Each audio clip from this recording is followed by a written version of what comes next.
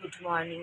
তো কালকে আমার আর রাজীবের দীঘার গল্পের মধ্যে যাই হোক অন্য কথা বলতে গিয়ে অন্য কথায় চলে গেলাম। তা শোনো, আমরা লাইফে কিভাবে দীঘায় গেছিলাম। লাইফে ফার্স্ট টাইম ঘুরতাম ফিরতাম, নাইট আউট, তো লং ড্রাইভ, সারা সারা রাত ঘোরা, ডিস্কো পাবে যাওয়া, সেগুলো তো আমাদের ওই টাইমে ছিলই। ওই টাইমে এগুলোই ছিল। তো আমরা ঠিক করলাম যে দীঘায় যাব। তো তখন দুর্গাপূজা, দশমী, আর আমরা দশমী নবমী এই টাইমগুলো খুব ডিস্কোতে যেতাম, আর প্রত্যেকটা স্যাটারডে ডিস্কোতে যেতাম, স্যাটারডে সানডে। এই না যে শুধু এই এয়ারপোর্টের পাতি ডিস্কোতেই যেতাম, ভালো ভালো ডিস্কোতেও নিয়ে যেত রাজীব, ওর চেনা জানা ছিল। তো নিয়ে যেত, অত তো খরচা করতো না, কিপটা ও সারা জীবনই। ডিস্কোতে গিয়ে সাধারণত মানুষ যেটা বেশি খায় সেটা আমি মাঝের মধ্যে আমরা বাড়ি থেকেই খেয়ে যেতাম, কারণ আমার বান্ধবীর বাড়িতে সব কিছু আনলিমিটেড সবসময় অ্যাভেলেবেল ছিল। আমার বান্ধবীর একটা বয়ফ্রেন্ড ছিল, সে সবসময় ঘরের মধ্যে এনে এনে রেখে দিত, সমস্ত কিছু ফ্রিজে সবসময় অ্যাভেলেবেল থাকতো, কোনো কিছুর কোনো কমই ছিল না। তো আমরা বেশি বাইরে থেকেই খেয়ে যেতাম, তো ওখানে গিয়ে খাওয়াতে হবে এরকম কোনো মানে নেই। আর আগে ডিস্কোতে কী ছিল, মহিলাদের না সব কিছু ফ্রিতে ছিল, মেয়েদের অনেক কিছুই ফ্রিতে, ড্রিঙ্কস এটা ওটা, কিছু স্টার্টার, এগুলো ফ্রিতে পাওয়া যেত। মানে কাপল এন্ট্রির সাথে ওটা ফ্রি থাকতো, কাপল এন্ট্রির সাথে। অনেক সময় তো কাপল এন্ট্রিও ফ্রি থাকতো কিছু কিছু টাইমে। তো এরকম অনেক কিছু ফ্রি থাকতো, তো কঞ্জুস তার সুযোগটা উঠিয়ে নিত। ওর এই কঞ্জুসিতেও আমার মাঝে মাঝে মজা লাগে। তো কঞ্জুস সেই সুযোগটা উঠিয়ে নিত। তো দশমী ছিল, আমরা অনেকে মিলে ডিস্কোতে গেছিলাম, আমি, ও, ওর একটা বন্ধু, রাজীবের একটা বন্ধুর বউ। মানে সেই ছ্যাচরা মেয়ে ছেলে, যে সবাইকে ভাইটাকেও তাদের কোলে মাথা রেখে শুয়ে পড়ে। আমরাও মডার্ন ড্রেস পরতাম ওই টাইমে প্রচুর, মানে মডার্ন ড্রেস তো এখনও পরি, ওই টাইমে আরেকটু বেশি পরতাম আর কি। এখন হয়তো হট প্যান্ট পরে ঘরেই বেশি থাকি, রাস্তায় তো আর বেরোই না। হট প্যান্ট পরে এখন আর আর হয়তো দীঘা টিঘা গেলে, মন্দারমণি যেতে পারলে সেখানে অবশ্যই পরবো, সেখানে। কিন্তু নর্মালি দুর্গাপুজো বলো এমনি বলো, রাস্তায় মডার্ন ড্রেস পরি, জিন্স পরি, টপ পরি, ডিপ নেক ড্রেস পরি, এসব তো পরি, ব্যাকলেস ড্রেস পরি, এগুলো পরি, কিন্তু হট প্যান্ট পরে বেরোই না। কিন্তু তখন রাস্তায় হট প্যান্ট পরেও বেরোতাম, হাফ প্যান্ট, হট প্যান্টের মতন মাইক্রো মিনি, মানে অনেক শর্ট মিনি, এগুলো পরতাম। কিন্তু ওই মেয়ে ছেলে যেভাবে পরতো ওরকমভাবে পরতাম না, ও আবার একটু বেশিই পরতো, মানে বেশি শর্ট ড্রেস পরতো, মানে আমি অতটাও পরতাম না। তো ওই অত শর্ট ড্রেস পরে গিয়ে ভাই যাদের ডাকতো তাদের শরীরের উপর ঢলে পড়তো, তাদের গায়ে ঢলে পড়তো, তাদের কোলে গিয়ে শুয়ে পড়তো। ওই মেয়ে ছেলে সে বলেছিলাম তারাপীঠে গেছিল, আমি যাইনি। আমার জন্যই তারাপীঠের প্ল্যানটা হয়েছিল, কিন্তু কিছু ঘটনা ঘটেছিল যার জন্য আমি আর শেষ মুহূর্তে যাইনি। তো ওই মেয়েটা গেছিলো, ওই মেয়েটার হাজব্যান্ডও গেছিলো। তো সারা রাত রাজীবের কোলে নাকি শুয়ে শুয়ে গাড়িতে গেছে।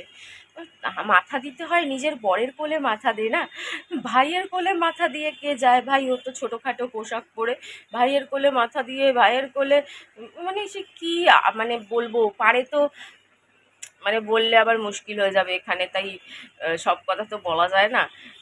মানে কি বলবো, কথায় কথায় আবার ভাইদের গালে চুমুও দিয়ে দেয়, এ আবার কি স্বভাব ভাই, আমরাও অনেককে ভাই বানিয়েছি, কিন্তু এইরকম কোনোদিনও করিনি। কি জানি ভাই, এদের ভাই কি আর কি কি। তো যাই হোক, সেদিন সেই মেয়েটাও ছিল, মেয়ে ছেলে এখন বলছি, তখন তো মেয়েই ছিলাম আমরা, তখন আমরা মেয়ে ছেলে ছিলাম না, তখন আমরা শুধু মেয়ে ছিলাম। কারো 25, কারো 26, কারো 23, কারো 24, এরকম বয়সী ছিলাম। তো যাই হোক, সেদিন দশমী ছিল, আমাদের প্ল্যানই ছিল যে আমরা দীঘাতে যাব।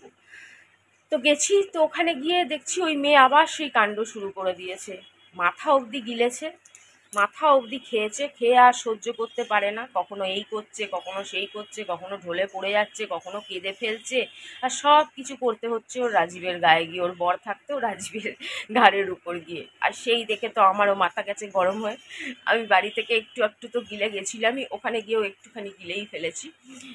আর মানে ইচ্ছে তো করছিল কি, সেটা আর বললাম না এখানে, লেগে গেছে জন্মের ক্যাচাল। আমি চললাম বাড়িতে।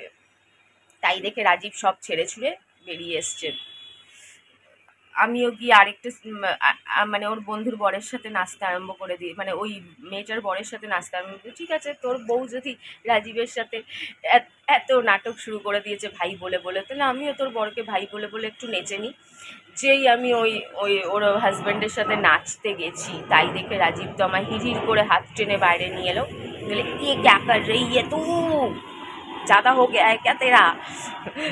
আমি बोले वाह भाई, उसका बीवी तेरे ऊपर चढ़ चढ़ के बात कर रही है तब कुछ नहीं, और मैं अगर उसके पति के साथ थोड़ा सा डांस कर लूँ तब बहुत कुछ हो जाता है क्या। बोले वो तो मेरी बहन जैसी है और वो थोड़ा पगली है, वो ज़्यादा हो जाता है तो उसको ज़्यादा होश नहीं रहता, वो थोड़ा इस टाइप की है, तो ये अलग बात है, लेकिन तूने तो उसके पति को उस हिसाब से भी भाई नहीं बनाया है, तो तू अचानक जाके क्यों डांस कर रहा है। तो যাই হোক, এইসব নানান রকম আর্গুমেন্ট হলো। হওয়ার পরেও আমি কিছুতেই মানবো না, আমি চললাম ভাই। তারপরে এইসব বলার পরে চুপচাপ গাড়ি মে ব্যাঠ, জোর করে আমায় এক ধাক্কা মেরে গাড়িতে বসিয়ে দিল। আর শেয়ানা আগে থেকেই প্ল্যান করে এসেছিল, গাড়ির মধ্যে পেছনের সিটে দেখলাম প্লাস্টিকের মধ্যে ওর কিছু জামা কাপড়। আর তখনকার জামা কাপড় বলতে তখনকার মানে বেশিরভাগ কুল টাইপের ড্রেসই পরতো, ওই দামি দামি বারমুন্ডা, জকি, এসব দামি দামি ব্র্যান্ডের। ওর ব্র্যান্ড কনসিয়াস আগাগোড়াই ছিল, ব্র্যান্ড ছাড়া পরতো না আগে, এখনও মোটামুটি ফলো করে, একটু একটু ফলো করে, আগে আরও বেশি ফলো করতো। তো ওই বারমুন্ডা আর টি শার্ট এরকম ধরনের, আর স্যান্ডো, এগুলোই ছিল, টুকটাক ছিল। তো আমারও কিছু রাখা ছিল ব্যাগে, রাখা ছিল, কারণ প্ল্যানিংটা তো আমাদের আগে থেকেই ছিল। তারপরে সেখানে তখন বাজে মানে প্রায় ভোর হতে যাবে 3:30, 4:45 এরকম বাজে। তো ওর বন্ধুর বউকে বললো, তা এতই ঝগড়াঝাটি হয়েছে, আমি দিয়েছি ইচ্ছা মতন ঝেড়ে ওই মেয়েটাকে। তো ঝেড়ে আর রাগ করে বললো ওরা আর যাবে না, তো ভাড়ে যাক, ভালোই হয়েছে। তো রাজীব আমায় নিয়ে বেরিয়ে পড়লো, রাস্তা চেনে না, কিচ্ছু চেনে না। আমরা যখন 5-6 বার গেছি তারপরেও রাস্তা চিনতে পারে না। ঠিক যেখানে গিয়ে রাস্তাটা ভাগ হয়, হাই রোডে গিয়ে একটা রাস্তা চলে যাচ্ছে বম্বে রোড, একটা যা রাস্তা চলে যাচ্ছে দিল্লি রোড, মানে দিল্লি রোডটা এদিকে, বম্বে রোডটা এদিকে। যাই হোক, ওই দিল্লি বম্বে রোডে গিয়েই আমরা রাস্তা ভুল করে ফেলতাম, কতবার ভুল করে জানো তো, দিল্লি রোডে ঢুকে গেছে, আবার ব্যাক করে আসতে হয়েছে, কত টাইম লস জানো না। দীঘা পৌঁছাতে 6 ঘন্টা 7 ঘন্টা লেগে যেত, এত ভুলভাল রাস্তায় চলে যেত। আর আমি তো আধা হোশে আধা বেহোশে, আর্ধেক কিছু বুঝতেই পারতাম না, রাস্তাও ঠিকভাবে চিনতে পারতাম না। তো যাই হোক, তখন অত যাওয়ার স্বভাব ছিল, মানে ছিল না। তো যাই হোক, দীঘায় পৌঁছেছি পরের দিন, মানে বেরিয়েছি তো তোমার 3:30 এরকম সময়। তো দীঘা পৌঁছেছি ভোরবেলায়, মানে সকালবেলায়। কটা হবে ওদিকে, ধরো 4টে, 6 ঘন্টা, 10টা 10:30 এরকম টাইমে দীঘায় পৌঁছেছি। তখন অত কিছু জানতামও না, কিছু বুঝতামও না। তো একটা ব্রোকার ঘাড়ে চাপলো, সে একটা হোটেলে নিয়ে গেল। হোটেলটা ভালো ছিল, কিন্তু খুব একটা হাইফাই ছিল না, গাড়ি রাখার জায়গা ছিল। প্রাইভেট বাড়িতে, মানে তখনকার দিনে নতুন নতুন প্রাইভেট বাড়িতে হোটেল বানিয়েছে, বুঝলে, কেউ নিজের প্রাইভেট বাড়ি, মানে ভালো বাড়ি, প্রাইভেট পরিষ্কার পরিচ্ছন্ন বাড়ি, বাগান, বাড়ির বাইরে খুব সুন্দর বাগান, তো সেইটাকে হোটেল বানিয়েছে। তো আমরা ওই একতলায় গ্রাউন্ডেই ছিলাম, বিশাল বড় রুম, বড় খাট, টিভি, তারপরে তোমার বাইরেটা কি বাগান, মানে খুব সুন্দর বাগান, আর বিশাল বড় গ্যারেজ, গাড়ি রাখার বিশাল বড় গ্যারেজ, টিভি সবই আছে, কিন্তু খুব বেশি হাইফাই যে ছিল তা নয়, যে অনেক কিছু ছিল, টেবিল চেয়ার সবই ছিল। তো যাই হোক, সুন্দর ছিল। তো সেখানে কত সুন্দর রোম্যান্টিকভাবে কাটিয়েছি, বিচে যাওয়া, সমুদ্রে চান করা, সমুদ্রে ফটো তোলা, কিন্তু কাজ তখন ইউটিউব থাকতো, তাহলে তোমরাও সব দেখতে পারতে। সেই যে ক্যামেরাম্যান ঘুরে বেড়ায়, তাদের কাছেও ফটো তুলেছিলাম, কিন্তু সেই ফটো কোথায় হারিয়ে গেছে। ওই প্রথম আমরা সমুদ্রে চান করলাম।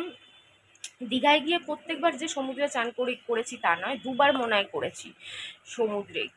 কি কত আনন্দ করেছি আমরা, কত গল্প করেছি। তখনকার যেন ব্যাপারটাই একটু অন্যরকম ছিল, যাই বলো তাই বলো, সেই ব্যাপারটা যতই ফিরে ফিরে আসুক, কিন্তু ঠিক সেই টাইপের ফিরে ফিরে আসে না। তো যাই হোক, আর গান কোন গান শুনতে শুনতে গেছি বলো তো? মাহিরে মাহিরে মাহিরে, দেব আর শুভশ্রীর গান, ওইটার নাম মনে পড়ছে না। You have my silky silky, বলে না বাতে দিলকি, চলো যে ভেসে যাই জোয়ারে। এই গানটা, এই গানটা শুনতে শুনতে, আমি যে বাংলা গান কোনোদিন শুনি, আগে প্রচুর বাংলা গান শুনতাম, দেবের, শুভশ্রীর, ভালো লাগতো যেই গানগুলো, ওই গানগুলো শুনতাম। তো ওই গানটা শুনতে শুনতে গেছি, ওই গানটা শুনতে শুনতেই এসেছি। আমরা পুরো গোটা 2 দিন ছিলাম। ওই সকাল 10টা 11টায় পৌঁছেছি, সেই দিন সেই দুপুর সেই রাত সেই বিকেল, তার পরের দিনও সেই সকাল সেই দুপুর সেই রাত সেই বিকেল, তার পরের দিন এসছি। মানে গোটা 24 ঘন্টা যাওয়া আসার টাইম বাদে, গোটা 48 ঘন্টা, সরি, গোটা 48 ঘন্টা যাওয়া আসার টাইম বাদ, মানে প্রায় ধরে রাখো 48 ঘন্টারও বেশি যাওয়া আসার টাইম নিলে, প্রায় 3 দিন ধরে রাখো, যেতে আসতেই তো 5 5 10 ঘন্টা লেগে গেছে, মানে 2.5 দিন ধরে রাখো। তো কত আনন্দ করেছি, সেই রকম টাইম আর এখন দিতে চায় না। কাজ তো তখনও করতো, হ্যাঁ, তখন কাজের প্রেশার, কম্পিটিশন, দৌড়ানো একটু কম ছিল, যেটা হয় আর কি, চিন্তাধারা, ফ্যামিলি, পরিবার একটু কম থাকে অল্প বয়সে। যত বয়স বাড়তে থাকে তত দায়িত্ব বাড়তে থাকে, তত চিন্তা বাড়তে থাকে, মানুষের বয়স কমতে থাকে, সময় হাতে কমে আসে, কম্পিটিশন, সমস্ত কিছু চালু হয়ে যায়। চল, আরো মজার গল্প আছে, এ তো কিছুই না। মন্দারমণির গল্প শুনলে হাসতে হাসতে বেহোশ হয়ে যাবে। মন্দারমণির গল্প পরে শোনাবো। চলো, টাটা, bye bye, love you all. কালকে হ্যাপি ওমেন্স ডে ছিল। অঙ্কিতা, সবাই সবাই, শিবম টিবম সবাই আমাকে উইশ করেছে, আমিও উইশ করেছি, তোমাদের উইশ করতে ভুলে গেছি, sorry. Belated happy women's day. Women's হয়ে আর লাভটা কি হলো, তাই আর উইশ করতেও ইচ্ছা করে না।